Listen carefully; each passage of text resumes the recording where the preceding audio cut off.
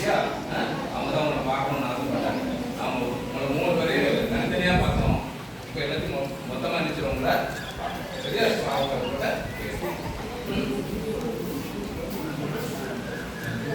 எல்லாரும் பார்த்தது ரொம்ப சந்தோஷம். என்ன பார்த்தது ரொம்ப சந்தோஷமா? சந்தோஷமா? எவ்வளவு சந்தோஷம்? எவ்வளவு சந்தோஷமா? ரொம்ப சந்தோஷம். நிறைய பேர் அதுல நான் கோயிலுக்கு இருந்தாங்க. இப்போ நான் வந்து இங்க இருக்கிறதா நாட்டு விதை பற்றி உங்களுக்கு நான் சொல்லிடுறேன். சரிங்களா? நம்ம விதை போட்டோம்னா நமக்கு செடி வருமா? செடியில இருந்து காய்கறிகள் வருமா? முன்னாடி கடன் சொல்லியிருந்தாங்க நம்ம வந்து நல்ல சத்தான காய்கறிகள் சாப்பிடணும்னு சொல்லியிருந்தாங்க இல்லையா?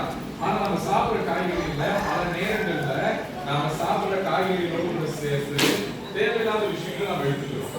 அது எப்படி தெரியுமா? இந்த பூச்சிக்கொல்லி மருந்து அடிக்கிறாங்க இல்லையா? அது மட்டும் இல்ல, வேற நிறைய தேவையில்லாத மருந்துகள் தெளிக்கிறதுல இந்த காய்கறிகளோடு சேர்த்தே இருக்கிறதுனால நாம அதை சாப்பிடும்போது அது கூடவே சேர்த்து நமக்கு தேவையில்லாத விஷயங்கள் உடம்புக்கு வருது. அப்புறம் சாப்பிடாம கூடாதா? கூடாது இல்லையா? இப்போ வந்து நம்ம கிட்ட இந்த நாட்டு உண்மையிலேயே ஒரு நல்ல ஒரு தரமான காய்கறிகள் இல்லைன்னா நல்ல ஒரு சத்து நிறைந்த காய்கறிகள் சொன்னால் ஒரு காய்கறியில விதை இருக்குமா? அந்த விதை நல்லா முன்னதுக்கு அப்புறமா திரும்பி நம்ம விதை சொன்னால் அதே போல நமக்கு அடுத்த செடி வரும், காய்கறி வரும். அப்படி இருந்துச்சுன்னா தான் நம்ம சத்தான காய்கறி சாப்பிடுறோம்னு சொல்றாங்க.